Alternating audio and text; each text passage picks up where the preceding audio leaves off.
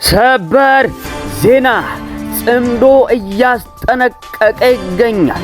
እንዲሁም ደግሞ ህወሓት ይፋዊ መግለጫ ለኤርትራ አስተላልፈዋል እንዲሁም ሰጥቷል የተባለ ነው። በሌላ በኩል ደግሞ በመካከለኛው ምስራቅ የተሰማ ሰበር ዜና አለ። ዶናልድ ትራምፕ ኢራንን ለስምምነት በጣም ተቃርባለች ሲሉ ይፋዊ መግለጫቸውን ሰጥተዋል። በተጨማሪም የአሜሪካው ፕሬዝዳንት ዶናልድ ትራምፕ ከሌላ የግድያ ሙከራ እንደተረፉ ዓለም እየተነጋገረበት ይገኛል።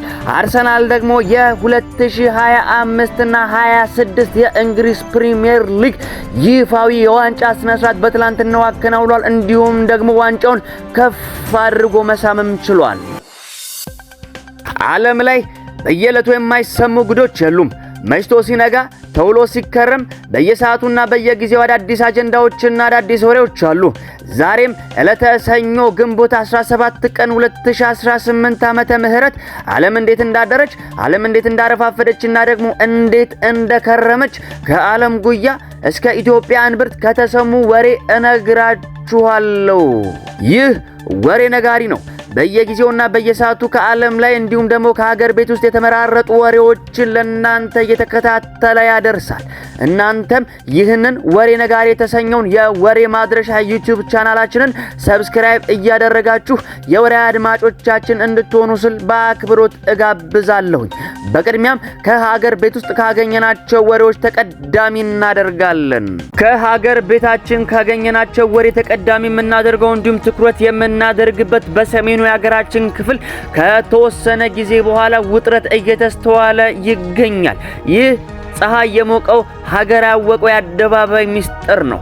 እናም በሆነ ሰሞን መከላከያ ሰራዊት ሰም በእሳት እንደሚቀልጥ ይቀልጣሉ ካለ በኋላ እንዲሁም ያንን ማስጠንቀቂያ ካሳለፈ ማግስት ህወሓት ለኤርትራ ይፋዊ መልእክት አስተላልፏል። ህወሓት ለኤርትራ ህዝብ 35ኛ የነጻነት በዓልን ምክንያት በማድረግ ይፋዊ የመልካም ምኞት መግለጫ አስተላልፏል። በመግለጫው የኤርትራ ህዝብ ለራሱ እድል በራሱ የመወሰን መብት ላደረገው ትግል ያለውን ድጋፍ አረጋግጧል።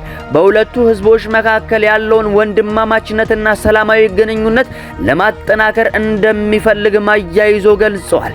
ይህ የህወሓት መልእክት የተላለፈው የኢትዮጵያ መከላከያ ሰራዊት ጽምዶ በሚባለው እንቅስቃሴ በኩል በኢትዮጵያ ሉዓላዊነት ላይ የሚቃጣን ስጋት ለመመከት እርምጃ እንደሚወስድ ለዲፕሎማቲክ ማህበረሰቡ ካሳወቀ ማግስት ነው።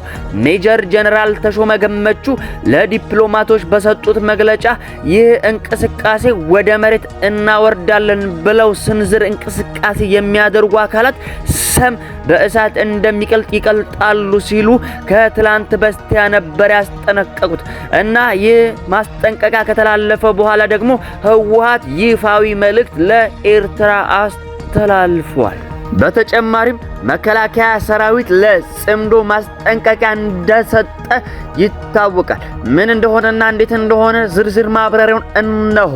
የኢትዮጵያ ሀገር መከላከያ ሰራዊት ጽምዶ በሚባለው እንቅስቃሴ በኩል በኢትዮጵያ ሉዓላዊነት ላይ የሚቃጣ ስጋት ቢኖር ስለሚወስደው እርምጃ ሀገር ውስጥ ለሚገኙ ዲፕሎማቲክ ማህበረሰብ ማስታወቁን ገልጿል። የመከላከያ የውጭ ግንኙነትና ወታደራዊ ትብብር ዳይሬክተር ሜጀር ጀነራል ተሾመ ገመቹ ይህንን እንቅስቃሴ ወደ መሬት እናወርዳለን ብለው ስንዝር እንቅስቃሴ የሚያደርጉ አካላትን አስጠንቅቀዋል። ሲጀመርም እንቅስቃሴው ጸረ ሉዓላዊነት መሆኑ የገለጹት ሜጀር ጀነራል ተሾመ ጫንቃቸውን ለፈርዖን ቀንበር በሰጡ የኢትዮጵያ አካላትና አካባቢው ላይ ባሉ ስብስብ የተፈጠረ ነው ብለዋል። መከላከያ ሰራዊት ተቀማጭነታቸውን በኢትዮጵያ ያደረጉ የአታሼ ማህበረሰብ አባላት ስለዚህ ጉዳይ በደንብ እንዲያውቁና ግንዛቤ እንዲኖራቸው ስራ ማከናወኑንም አስታውቀዋል። ይህን ማድረግ ያስፈለገው ነገ እንደው እቺን ሐሳብ ወደ መሬት እናውርድ ብሎ የሚሰራ አካል ካለ የሚሰጠው ምላሽ ለዲፕሎማሲው ማህበረሰብ አስቀድሞም የተነገረ ጉዳይ እንዲሆን በመታሰቡ መሆኑን አስረድተዋል። ከዚህ ሐሳብ ጋር የተያያዘ ጉዳይ ነገ ትልቅ እርምጃ የሚያስወስድ ጉዳይ ቢነሳ የማንም ፍቃድ መጠየቅ እንኳን ባያስፈልግ ወዳጆቻችን አብረውን የሚጥሩ ሰዎች የውጭ ሰዎች ይህን ሐሳብ እንዲገነዘቡ ማድረግ ተገቢ ስለሆነው ሲሉም አክለዋል። እችኛይቷን የጽምዶም ሐሳብ በተመለከተ ይህን ቅዠት ወደ መሬት እናወርዳለን ብለው ስንዝር እንቅስቃሴ ቢያደርጉ እንደ ሉዓላዊ ሀገር ይህ ተቋም ደግሞ በመንግስት ግዳጅ እንደተሰጠው ኃላፊነት እንደተሰጠው የኢትዮጵያ ሉዓላዊነት ለማስጠበቅ ስራ እንደሚሰራ አካል ሰም በእሳት እንደሚቀልጥ ይቀልጣሉ ብለን ነው የምናስበው እንዲሁም የምናምነው ብለዋል። በተከታይነት ደግሞ ወደ መካከለኛው ምስራቅ ውጥረት አሁንም ደግሞ ሻገር ስንል ሰበር ዜና ተሰምቷል። ዶናልድ ትራምፕ ኢራን ለስምምነት በጣም ተቃርባለች ሲሉ ተስፋቸውንም እንዲሁም ህልማቸውንም እንዲሁም ደግሞ ያለውን ሁኔታ ለዓለም አቀፉ ማህበረሰብ አስታውቀዋል። ኢራን ለስምምነት በጣም ተቃርባለች ብለዋል ትራምፕ። አሜሪካና ኢራን የሰላም ስምምነት ለማድረግ ከስምምነት ላይ መድረሳቸው ተገልጿል። የዩናይትድ ስቴትስ ፕሬዝዳንት ዶናልድ ትራምፕ ኢራን ለስምምነት በጣም ተቃርባለች ብለዋል። ስምምነቱ ኢራን የኒኩለር መሳሪያ በፍጹም እንዳትጠቀም ያካትታል ሲሉም አያይዘው ገልጸዋል።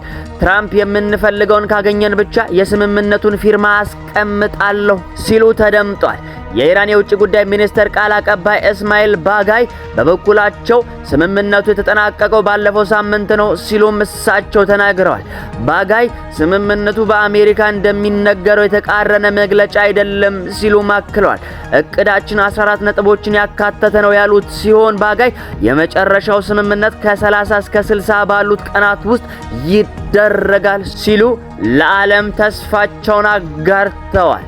ቃል አቀባዩ ፕሬዝዳንት ትራምፕ የኒኩለር ጉዳይ አንዱ የስምምነት አካል መሆኑን በተመለከተ ስለሰጡት አስተያየት ስለ ስምምነቱ ይዘት አላውቅም፣ ስለዚያ ምንም አልልም ብለዋል።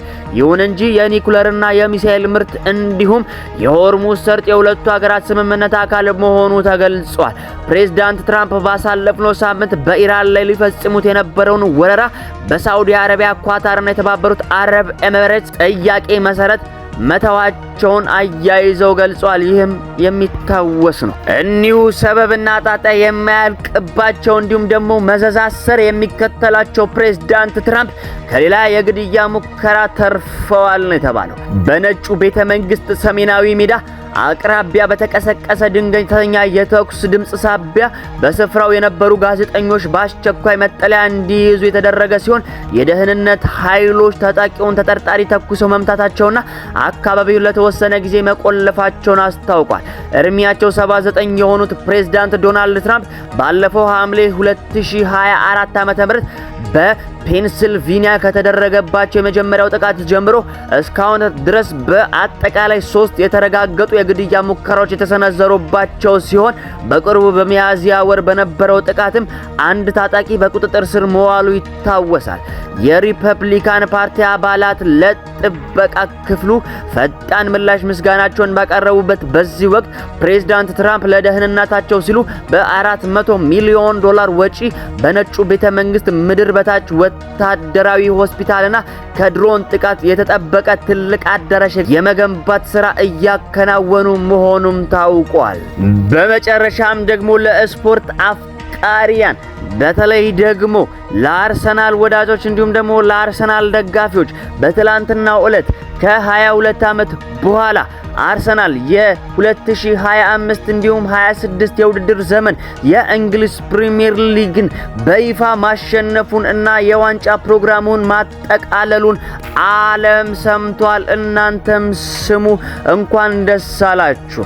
ኢትዮጵያን ጨምሮ በመላው ዓለም ከፍተኛ የሆነ የተመልካች ቁጥር ያለው የእንግሊዝ ፕሪሚየር ሊግ የእግር ኳስ ፍልሚያ የዘንድሮ የውድድር ዓመት ፍጻሜውን አግኝቷል። ለ22 ዓመታት ያህል ዋንጫ ማግኘት ያልቻለው አርሰናል ዋንጫውን አግኝቷል፣ እንዲሁም ዋንጫውን አሳክቷል። ውድ አድማጮቼ ዓለም እንግዲህ እንደዚህ አድራለች፣ ዓለም እንግዲህ እንደዚህ ውላለች፣ እንዲህም ደግሞ አረፋፍዳለች። እንዲህ አይነት ትኩስ መረጃዎች ማግኘት የምትፈልጉ ከሆነ ይህ ወሬ ነጋሪ የተሰኘው ዩቲዩብ ቻናላችን ከዓለም ላይ እንዲሁም ደግሞ ከሀገር ቤት ውስጥ የተመራረጡ ወሬዎችን ለእናንተ ያደርሳል። እናንተም ሰብስክራይብ እያደረጋችሁ የወሬያችን አድማጮች ትሆኑ ዘንድ ግብዣይ ነው። እንዲሁም ደግሞ ለወዳጅ ዘመዶቻችሁ ላይክ እና ሼር እያደረጋችሁ አድርሱላቸው፣ ወሬዎችንም እነሱ ያድምጡ። ለዛሬው ለግንቦት 17 ቀን 2018 ዓመተ ምህረት የነበረን የወሬ ነጋሪ ወሬያችን ይህንን ይመስል ነበር። በሰላም ዋሉ፣ በሰላም አምሹ፣ በሰላም እደሩ። ጤና ይስጥልኝ።